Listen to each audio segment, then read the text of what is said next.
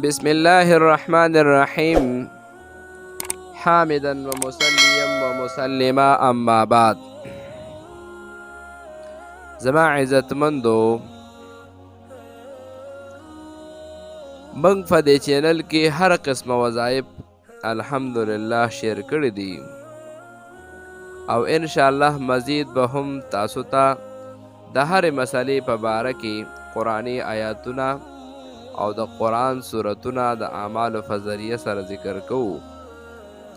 چې کوم انسان څه قسمه ضرورت وي نو ان شاء الله د هغې د ضرورت مطابق په دې چینل کې هر قسم وظایف تاسو ته ملاویږي. اوس بل یو وظیفه تاسو ته ښیمه، ډیره مجربه وظیفه ده او ډیر مجرب عمل دی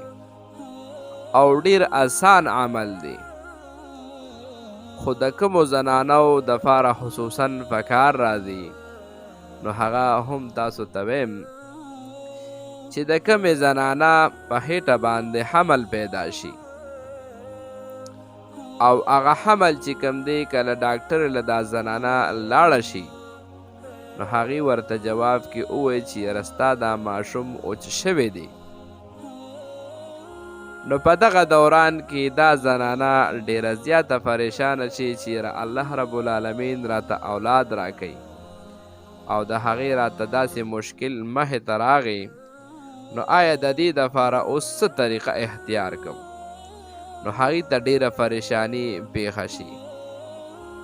نو د هغې دپاره زه تاسو سره یو عمل شیر کوم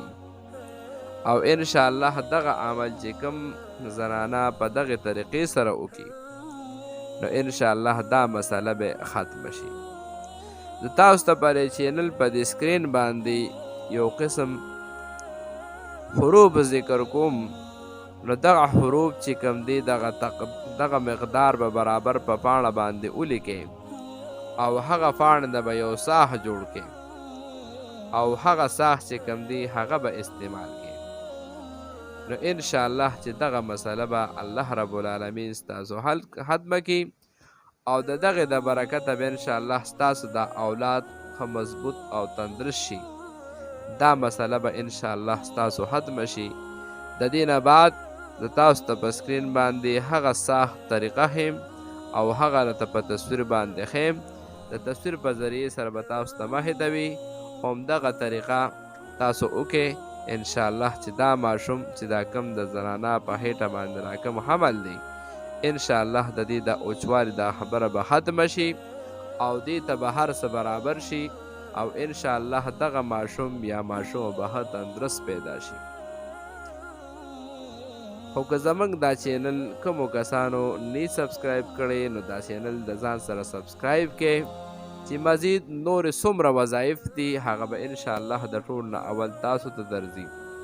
او نورو مسلمانانو ته هم وښایئ چې یو انسان ته پریشانی ختمه شي نو زما عزتمندو موږ او تاسو ته به دعاګانې کوي او د هغې د دعاګانو د برکته به زموږ او ستاسو هر قسمه کارونه الله رب العالمین پوره کوي.